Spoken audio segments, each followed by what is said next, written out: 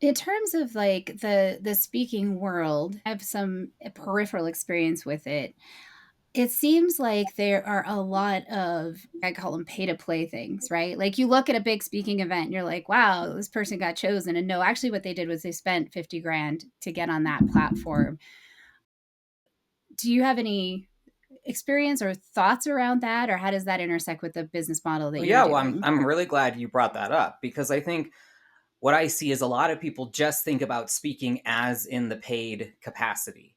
And especially when you're starting off, it's not super lucrative. Maybe $1,000 here, a few $1,000s there, as depending on where you're speaking and what their budgets are and everything else. So it's certainly not something that you can make a full time job right away. And a lot of people put their focus on just building that side of it up.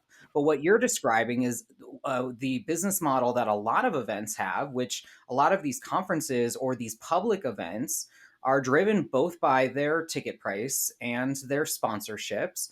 But a lot of time, even the content is sponsored because people have paid to be in front of the audience that they bring together. So, depending on what that sponsorship costs and what your business is, or what you're offering at that event, or what other perks you can get as a part of that sponsorship, it could be worth five, six, 10 times what you pay in a sponsorship. It really comes down to the economics of how are you going to leverage that opportunity. It's not something I would say you should do right away as you're getting out there. It should be something that you have a pretty clear idea of how well your offer, your product or service converts in a live event.